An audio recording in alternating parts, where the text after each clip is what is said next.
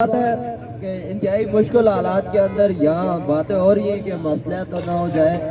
ہم نے تب مصلحت نہیں کی جب ہم وزیر اعظم سمیت یہاں کی جو بیوروکریسی تھی منسٹر تھے ان کے ساتھ بیٹھے ہوئے تھے تو مصلحت کرتے تو وہاں پر کرتے.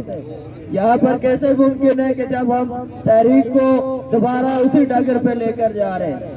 تحریکیں کسی کی خوشنودی سے نہیں چلتی، نہ وہ کسی کے تابع ہوتی ہیں. تحریکیں ایک عمل کے ساتھ چلتی ہیں، ان میں اتار چڑھاؤ بھی آتے ہیں، ان میں کبھی لوگ آپ کے ساتھ زیادہ ہوتے ہیں کبھی کم ہو جاتے ہیں. یہ ساری چیزیں تحریکوں کا حصہ ہوتی ہیں.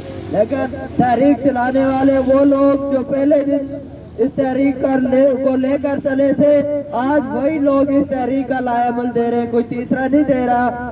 تو مجھے نہیں لگتا کہ باتیں ہونی چاہیے، لیکن ہمارے ساتھ دوستوں کو کم سے کم اتنا اعتماد ہونا چاہیے کہ اگر یہ لوگ 2 تھے 4 تھے 10 تھے جنہوں نے انتہائی مشکل حالات میں اسپیشلی انجمن تاجران نے اس دھرنے کو کنٹینیو رکھا، اس تحریک کو چلا کر رکھا. ہمارا اس میں کوئی کنٹریبیوشن نہیں ہے. ہم کہیں کہ ہمارا کنٹریبیوشن ہے اس دھرنے کو زندہ رکھنے میں. یہاں کے مفتی صاحب اور باقی جو انجمن تاجران کے دوست ہیں ان کا بھرپور کردار ہے. اور یہ تحریک 21 کے بعد یہ غلط فہمی ہے سارے نکال دیں. نام گرفتاریوں سے ڈرے، گھروں پہ چھاپے پڑے تب نہیں مصلحت کی.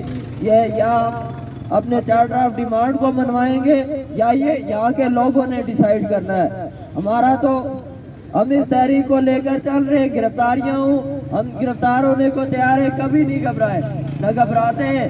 پوری عمر بھی لگتی ہے لگائیں گے، لیکن یہ فیصلہ تو لوگوں نے کرنا ہے کہ اگر یہاں لیڈرشپ گرفتار ہوتی ہے ذمہ داری تو لوگوں پہ آتی ہے کہ وہ آئے باہر، پھر وہ اپنا حق چھین کے لے. یہاں بہت ساری باتیں ہوتی ہیں، میں ان کو اگنور کر رہا ہوں اس لیے کیونکہ جب آپ کسی موومنٹ کا حصہ ہوتے ہیں تو آپ پہ بہت ساری باتیں ہوتی ہیں. یہ تحریکوں کا حصہ ہے، لیکن بہت سارے لوگ یہ سن لیں نہ ہم نے کبھی مصلحت کی ہے نہ ہم مصلحت کریں گے، نہ یہ ممکن ہے. ہمارے خون میں ایسا نہیں ہے.